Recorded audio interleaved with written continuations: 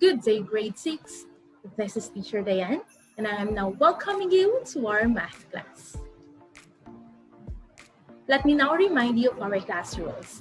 Class, don't forget that you always have to be on time, on task, and ready to learn. You have to be kind and responsible. So if you don't want to say it face-to-face, don't say it online. Accomplish your tasks honestly. Never ever think of using a calculator or any form of cheating. Reach out to teacher for clarifications. If you have any questions or you just simply have something to clarify, you may ask Teacher Dai by sending a message or by simply commenting down on this post, and I will just reply to your comment. And of course, let us always have fun while learning. These are the things that you have to prepare for our lesson for today. Go and get your math book, your paper, and your pen.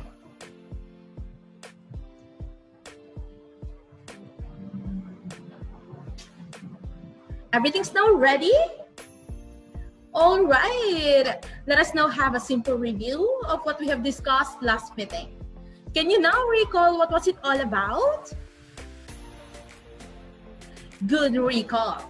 Our topic last meeting was about decimals and fractions. And last time we converted fractions to decimals. And we also talked about two kinds of decimals, right? What are those? Very good.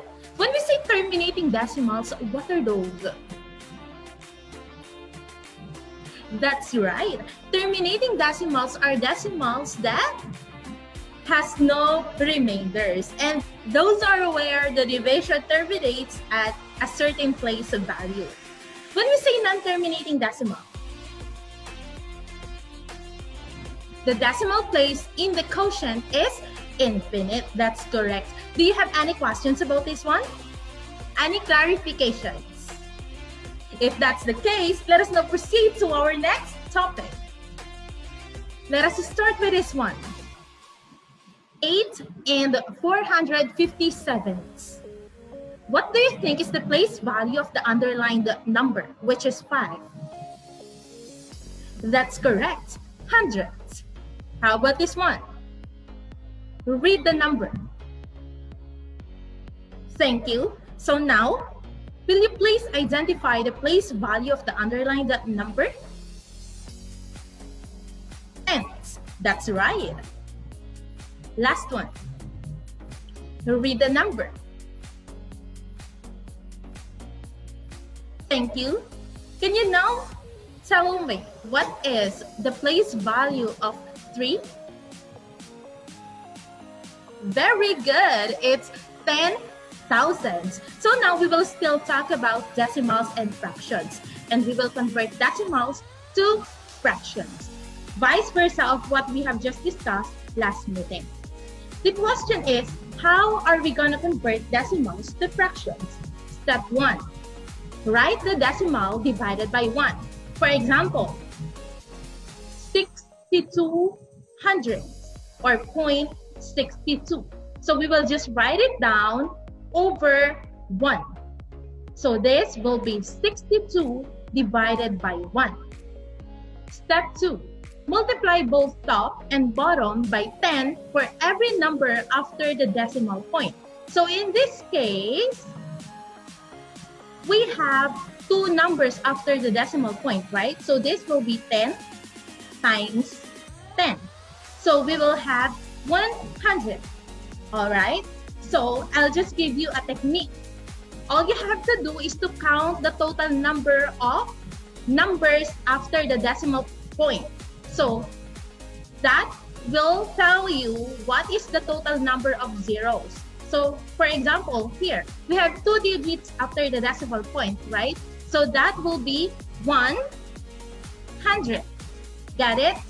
We have 2 zeros because we got 2 decimal numbers after the decimal point. So this will be multiplied by 100. So 0.62 times 100 and 1 times 100 will get 62 over 100.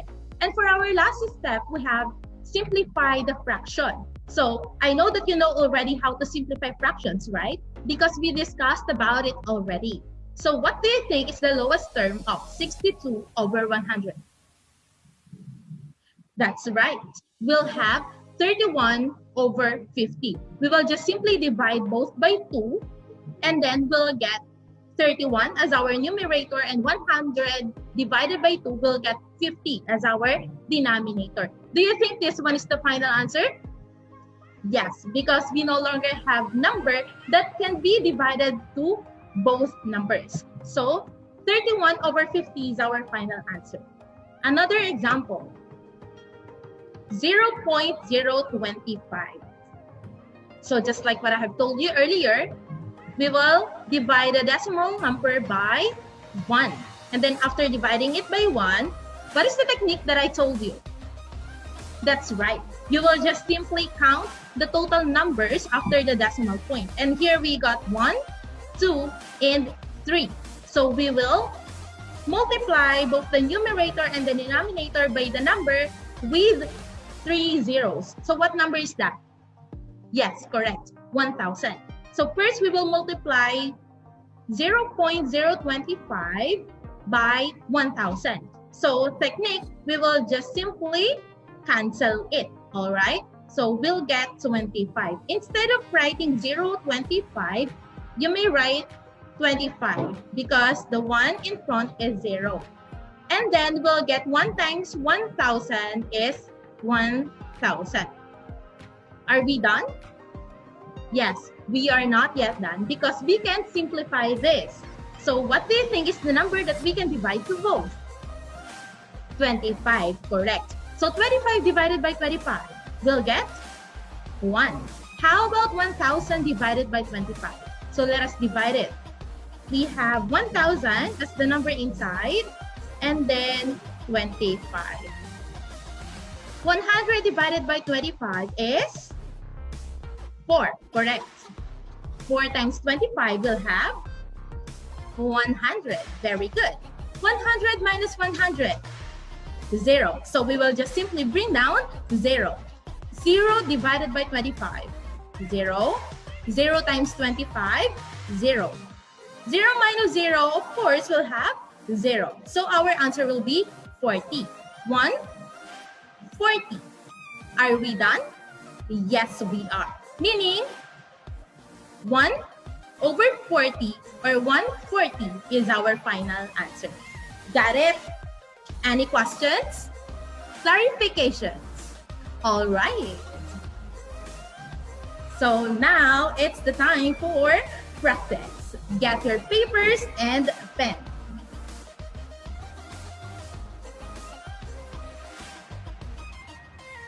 Ready? All right. So just simply convert this decimal to fraction and simplify if possible. I will give you 30 seconds only for this item.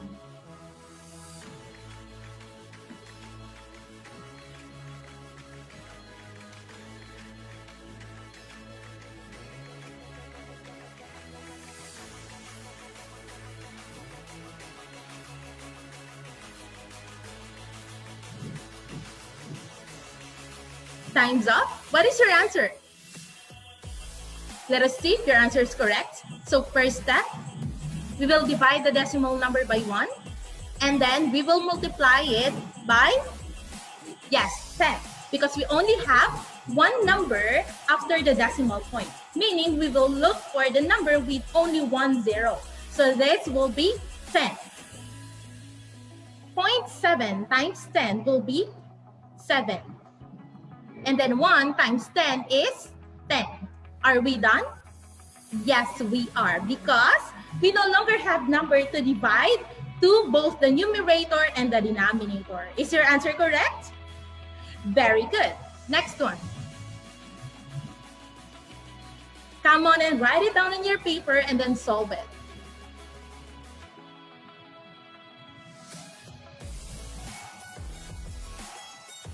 One minute for this one.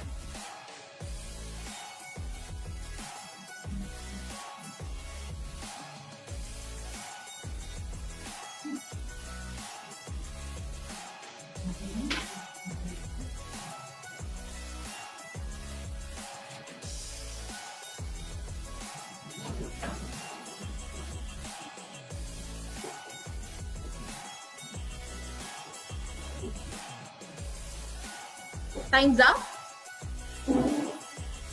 So first, we will divide the decimal number by 1, correct. And then we will multiply both the numerator and the denominator by what?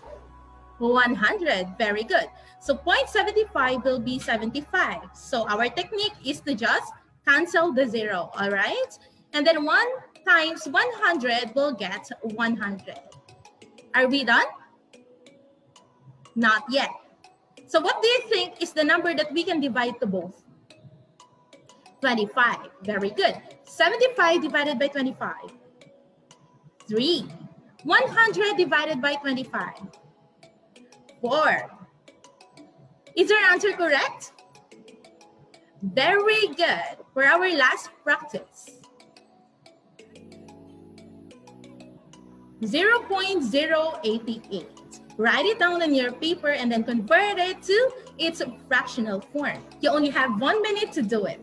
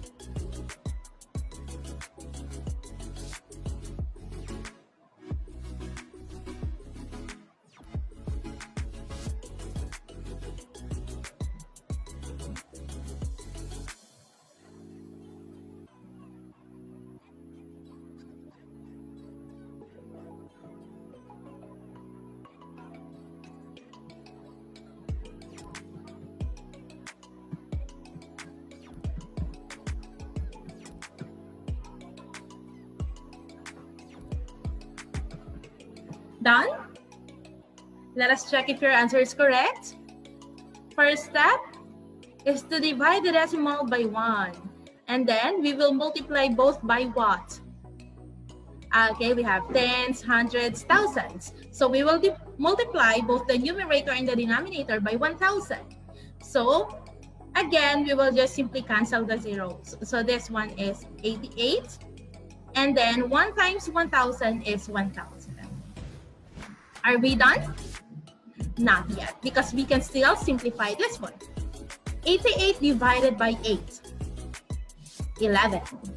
1,000 divided by 8. 135. Very good. Are we done? Yes, we are, because we can no longer simplify 11 125s. Is your answer correct? Very good. Any questions? Clarifications? That's great. So let us now generalize our topic for today. Today we talked about what? Yes, correct. Converting decimals to fractions. For our first step, we have, very good, write the decimal divided by 1. Second step, amazing. Multiply both top and bottom by 10 for every number after the decimal point. Don't forget our technique. And our technique is to, that's great, simply count the numbers after the decimal point. And then that will give us the product of the top and the bottom by 10. Got it? All right. And for our last step, we will just simply simplify the fraction if possible. Any questions? Clarifications? For questions and clarifications, don't forget that Teacher Dai is always ready to help you, even virtually. For your daily work number 2, give the fractional equivalent for each given decimal. You can find this in Activity Tool letter A on page 63 of your workbook. That's all for today, class. Thank you and have a great day ahead. Bye!